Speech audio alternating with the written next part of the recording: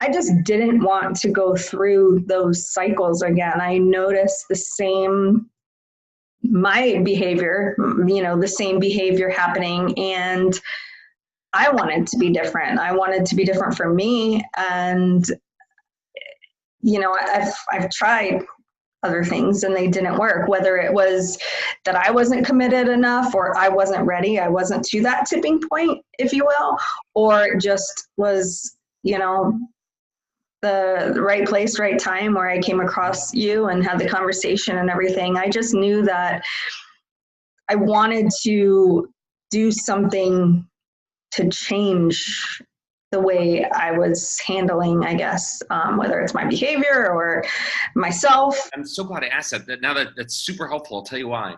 Because, the last guy I was just speaking to, just a few minutes ago before you and I came on the call, he was such a classic example. He's like, yeah, I've been going to therapy and my therapist just says I'm that kind of person and there's nothing I can do about it. What he said for himself, he said he's the kind of guy that's always trying to save people. He's a savior. He has labeled himself as a savior. And even his therapist is saying, that's just who you are. It's your personality. Yeah. You can't do anything about it.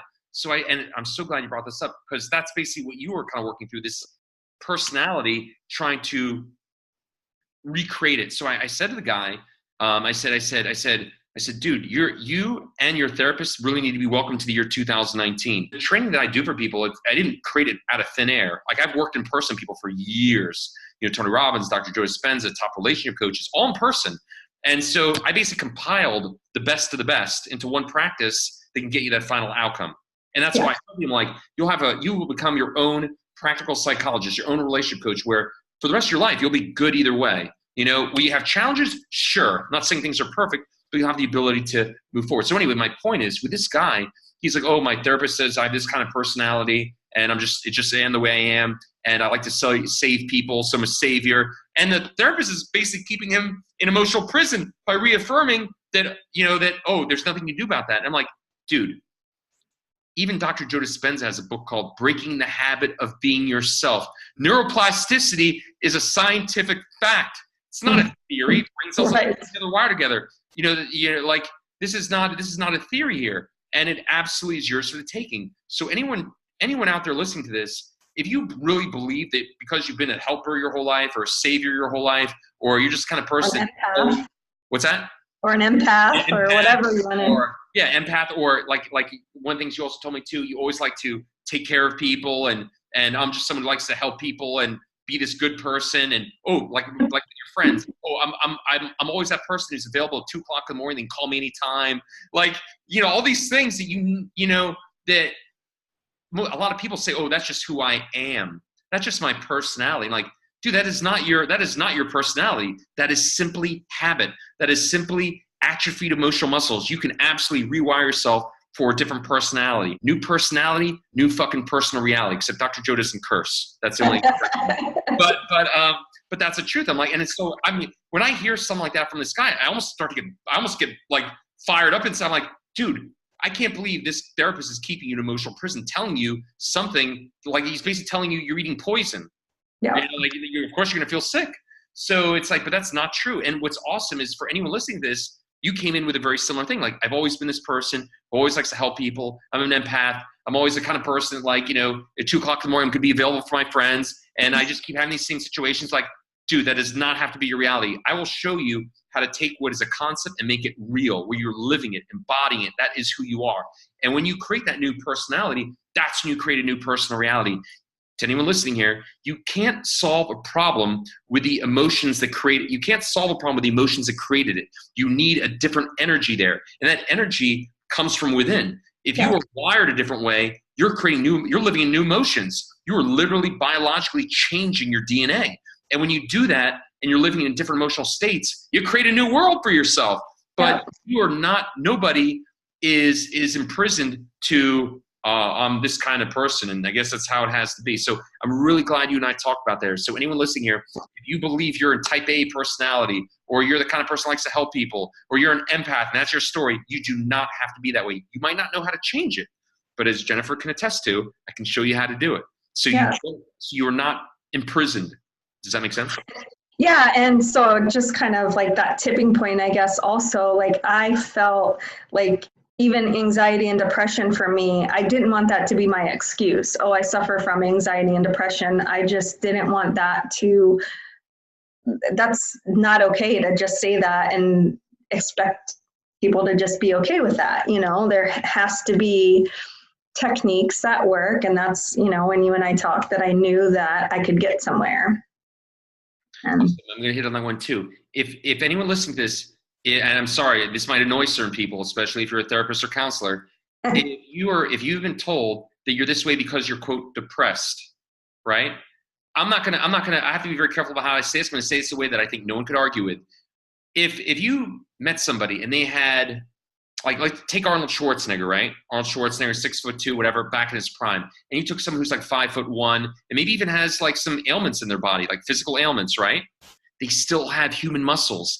Even if they have limitations, if you have them work out, their muscles are going to develop. They're still going to be stronger than they were, regardless of their handicap. Make sense? yeah, absolutely. Even if you had quote unquote, some kind of chemical imbalance or some issue, let's just say, because it was, and by the way, I'm not going to go to, let's just say it was diagnosed. You still have a human brain. Your human brain, if you give it certain stimulus, is going to respond a certain way. I'm sorry, you can still be a more powerful version of your quote depressed self. You can still do massive things for yourself. So just because you have some challenges doesn't mean that you've been brought to your full potential. Yeah. Everyone listening to this, you have a choice. No matter what your challenges are, you have not been shown how to reach your greatest potential. Even if you have challenges, there is a lot further you can go. As long as you have a human brain, I can train it. Yes. If you have a human brain, I can train it. I can get you to another level. Okay? That's the bottom line. If you don't have a human brain, don't sign up with me. Okay, good. What were some of those things you tried that did not get you the final outcome? Maybe they helped a little bit, but what things did you try before we worked together? I have gone to different counselors. And like I said, they help to an extent. I guess you just, I don't know, I get to a point where, some you just don't connect with, and you go through so many sessions and you're just kind of like, okay, this isn't going anywhere. And then others, I just feel like since you're not repeating, you're not really given anything to work with. It might be like, oh, read this paper and this kind of describes your behavior. And, it wasn't something that you can actually do to make a change and feel differently. And honestly, I think, one of the things that was most helpful, even with you, was just like the communication daily, whether it was me just checking in, you checking in on me, that sort of thing. It was that holding me accountable. If I make a counseling appointment one week and I might be sad that day, and 2 weeks later I have another appointment and I'm fine. And it was not like a consistent therapy that worked for me. And I mean, it's just like books. I could read a gazillion books and they could make me feel good for a little bit, but I just wasn't doing anything consistently. The only thing, like I said, I am Christian and read the Bible. And so, it's like my go-to, but, just the therapy, the seeing counselors. I've done church groups and they're great. I'm not a big fan of kind of rehashing the problem over and over again. Mm-hmm. And one of the really cool things that I also think was very effective with you is, whether you have a great memory or you took really good notes or whatever, you always remembered like our conversation or the stories that, we talked about. And so it wasn't like a meeting 4 weeks later to where I kind of had to retell the whole story or retell the events that got me to where I was. Mm-hmm. And so I don't feel those sort of things were effective for me. It's like the therapists and counselors, they don't know how to do it. They don't actually focus on the core. So even if they do talk to you, and by the way, there are some that have tricks up their sleeve. I'm just saying the vast majority. I have to be real careful on that. I'm sure there's some therapists and counselors. I don't know them personally, but I'm sure there's some therapists and counselors out there that have some things that are a little bit more alternative, just like alternative medicine. But the vast majority can't actually tell you how to do it. They just talk concepts. So it's like, even you talk to them a lot, it's like, how do I do it? They'll tell you, oh, you just need to detach. Great. How do I do it? How do I detach? Yeah. That's the big difference. Like, I don't want to hear any more about detaching. Just, do you have a process? Help me. It's funny too. Like when I work with people, and you got this too. Like, whenever I start working with somebody, right, I send my working agreement. My working agreement, for example, says, I don't respond for 48 to 72 hours via email or text, but I respond every day. But I have to manage expectations. People don't know how fired up I get about this. I love what I do. You were great at getting back to me. Yeah, what's that? I said you were great at getting back to me. You actually got on my case. I didn't. I always got to you that day, regardless of what our working agreement said. But yeah, that's part of it too, because people have to know. That's why you need to have the right person who can get to that outcome. And by the way, anyone listening here, if you were ever considering any kind of coach, advisor, counselor, whatever, you should always ask them this question: how long till I get my outcome? How long? A week, a month, a year? Very few will actually commit to a time frame. If they can't do it, they're worth nothing. Yeah. They're worth nothing, because if they really knew they could do it, really believed it, why would they not commit? I commit 6 weeks. 6 weeks, you have your outcome, and it grows with you for life, and that's it. Everybody gets that in the end. But if the person can't commit to that, that's a very big problem. But yeah, so to last little time here with what you said, the support I give, it's very important, because the first 2 weeks is hard. I always tell people, like, dude, your body's recalibrating, your body, your mind, everything's recalibrating, and you're just gonna have to suck it up a little bit and just keep the outcome in mind. And I have to support people a little harder in the beginning, because the beginning is the most crucial time. It's like a rocket ship, right? The most fuel is on the takeoff. So we have to really make sure that goes good. Once a person gets going, like, then I can kind of ease back a little bit and start to let them take over to some degree, at least as far as, I don't have to hold their hand quite as much. But in the beginning, it's like, dude, these people are going into the unknown, just like I did. I needed the right people to support me, and I give the same support that I got myself. So I'm just doing the same thing that other people did for me. Yeah, and you can't do it for anybody, I mean, you have to put in the work if you want to see the results. How long would you say it took you, Jennifer, before you actually said, you know what, this is clearly doing something? How long would you say it took? And I'd rather you be critical, Yeah. Well, keep in mind, I had a little bit of a challenge with a week away, even though I still did everything I was required to do. But I mean, I would say about week 3 is when I started just like I don't want to say feeling good, because I mean, I figured out through the processes and everything how to feel good and everything. But I think right around 3-ish, maybe 3.5, I just kind of started to get it. And I don't know if that may be because we had a couple conversations and things were just starting to, in our weekly talks and everything, things were starting to kind of get a little bit more personal and kind of addressing real issues. So, in the beginning, I was kind of still feeling things out, a little bit skeptical, still trying to, figure out what's going on here. There's a lot of changes. Is this really going to work, and that sort of thing. But I think, I don't know, right around 3.5 is when I just started appreciating more, feeling good, and really starting to feel that just gratitude for everything. The little things we would talk about, just feeling happy and thankful for them. Awesome. I think in some ways, just being honest with you, I think in some ways you had that one kind of okay to some degree. I think you were just like maybe a little disappointed with the previous relationship, and just kind of a little bit of a, just lost to some degree. And the biggest changes I noticed from you, 2 basically. 1, your confidence level went up tremendously. Particularly in your work, your professional, you weren't the same person anymore. Like, I mean, even as I'm speaking to you now, you sound nothing like the person I spoke to the very first week. There's something that you definitely evolved and changed in the way you present yourself, the way you sound, in any kind of context where it's professional or, just the way you present yourself with people in general. There's no question on that one. And I know you've even seen that one. Yeah. That's the biggest change I noticed in you.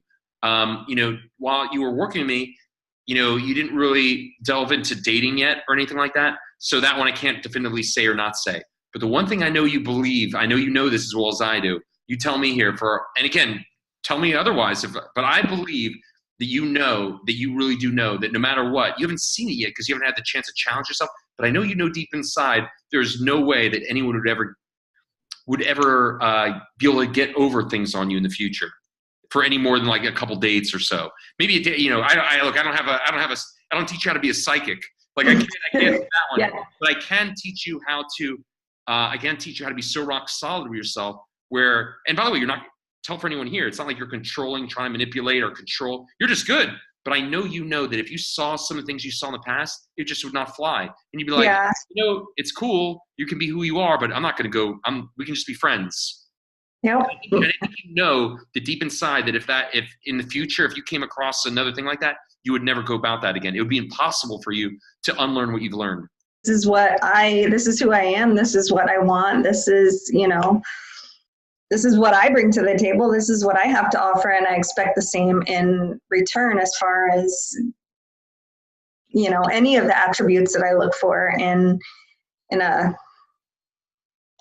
guy, a friend, anything, I don't even want to be treated shitty by friends. So there is a line that I draw and in the sand. Line in the sand. So here's a differentiator for most people here, because a lot of people say that's what they want to do, or I'm going to do that in the future. Would you not agree? Then the difference is now you could almost do it on autopilot. You know how to do it, where it's like you don't have to be concerned with how you're going to do it, or the concepts. You actually know you can embody that. Where it's almost like a mechanism, like almost like you've wired in that software in your brain, where you don't have to think about it. It's not like this, just stressful task. You know exactly how to handle it when those things come. That's 100% true. And that comes, from the confidence and the self-confidence that I've built throughout the process, because, you alluded to it, and even just from knowing me from this time, saw my confidence grow. And, that lends itself to me not taking less than anything, There's my line. Don't cross it. There you go. With love, though. With love. Yes, with love. That's important differentiator, by the way. Anyone listening here, everything you teach is rooted in love. It's not. You're not trying to. It's not like me versus them. It's just you're just much more. You have it wired where you're not thinking it. You're actually just more accepting. You're just more like just accepting of people. So the three biggest changes I noticed on you, because it wasn't like you really delved into dating so much while you and I were working together, was one, your overall confidence went sky high. You might not have fully acknowledged in the beginning, but your confidence, the way you show up on the phone, with the stories you tell me at work, you sound completely different. No doubt on that one. Two, again, you didn't get to test it yet, but I know what we just talked about, that in the future, dating is going to be, you might be a little kind of like, well, we'll see what happens. But I know like we just talked about, the things that happened in the past would never happen again. That'd be impossible. At least one day, okay, maybe two. But further than that, it would never stretch on for months, or that could never happen again. It's impossible as long as you do the practice. And by the way, on that note, for anyone listening here, are you still doing the 30 minutes a day? Still doing Every it? Day. Every day. I wouldn't miss it. Right. Lifetime commitment, right? That is it. Yeah. Okay, good. Anyone listening here, this is something you got to be so because it's not a one and done. You have to keep maintaining that. And so the third thing I noticed, the other third thing I definitely noticed from you was, I think you were already a pretty optimistic person. I think you were just kind of like a little kind of beaten down a little bit to some degree. A little deflated. What's that? A little deflated. A little defeated, yeah. But I think it was really cool. Is I think the one thing I did notice for sure was the emotional resiliency, where towards the end it was like a non-issue. You weren't thinking about it anymore, and that's what's really cool, because for a lot of people, they don't know how to stop that hamster wheel, and you did. Like everyone I work with, that happens for them, where eventually it's just a blip, and you're like, it's cool, and I appreciate that, and I'm glad it happened, because they were the catalyst for me to do something that's been a long time coming. But as far as me thinking about them, it's just like, it's a blip. It's not a big deal anymore. and you got Yeah. plateaued. So I think those are the three things to notice from you particularly. Yeah, and that is so true. And just even kind of that turning point, I didn't want to feel like that anymore. I didn't want to feel those emotions in that hamster wheel over and over and over, every day of that, whether it was sadness, anxiety, depression, all of that stuff. I didn't want to feel that way. And I knew I had control over it. I just didn't know how. I needed to learn how to handle it. And practice, practice, practice every day. Awesome. We went from thinking to feeling to being. Now we're being. Awesome. And being every day. So how do you feel about your future now? Like now that you think about what's coming up in the future, how do you feel about it? What do you feel? I feel hopeful, finally. I know I didn't at the beginning, but hopeful. It's exciting. It's not like I don't need anything or anyone in particular to make me happy, make me grateful, make me thankful.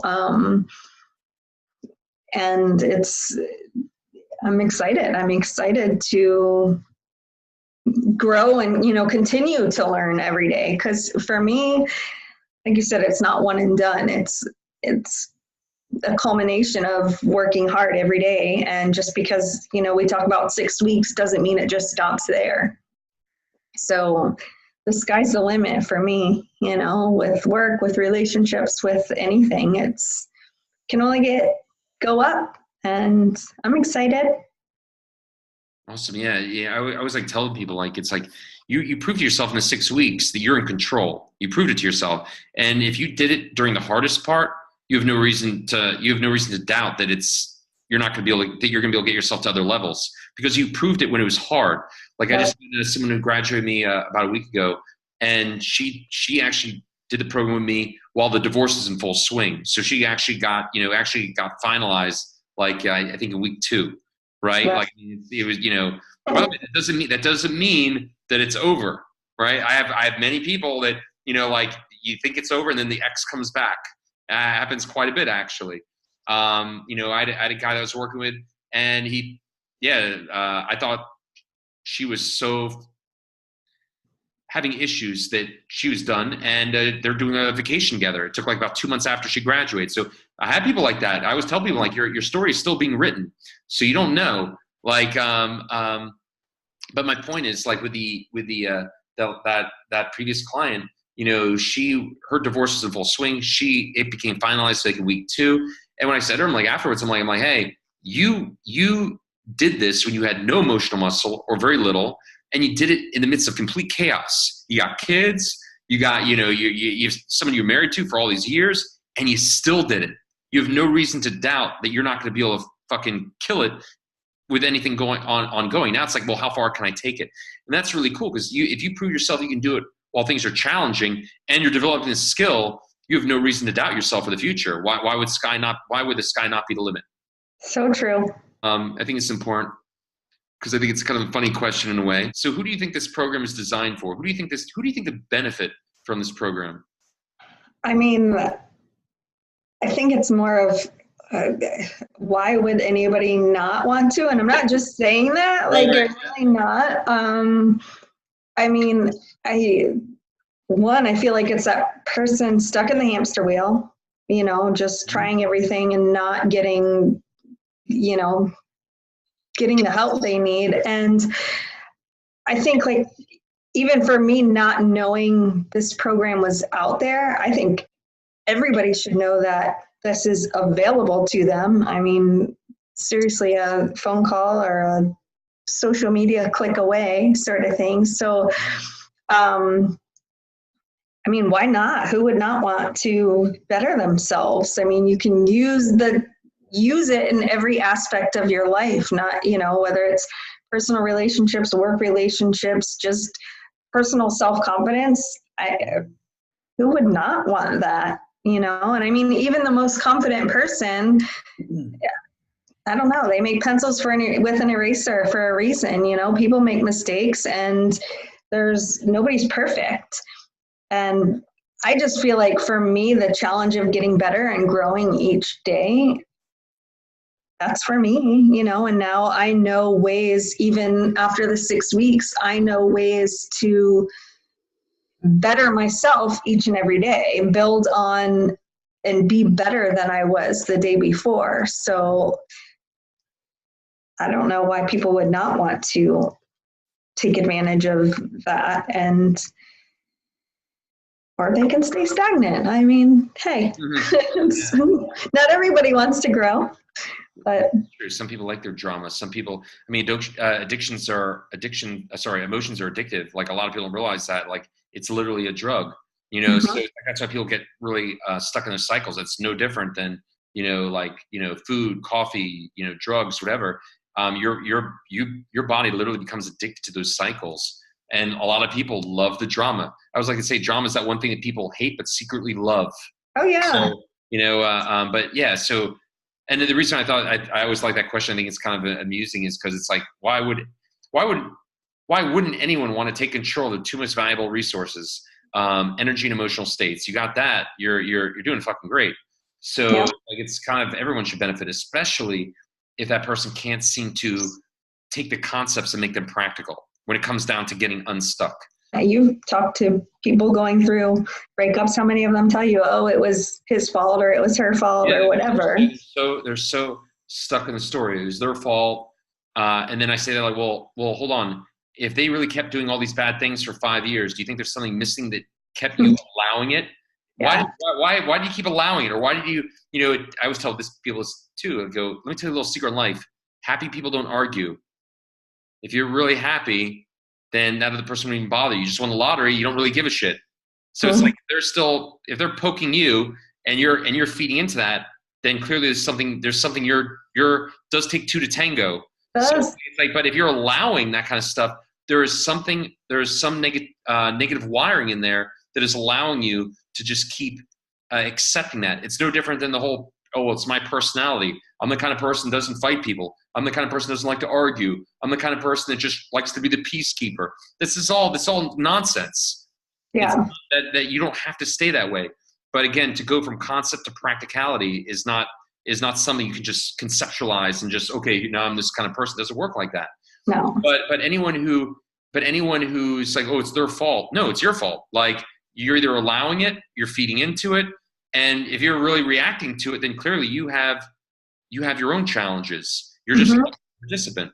It's like, so it's like, but those are all stories people tell each other.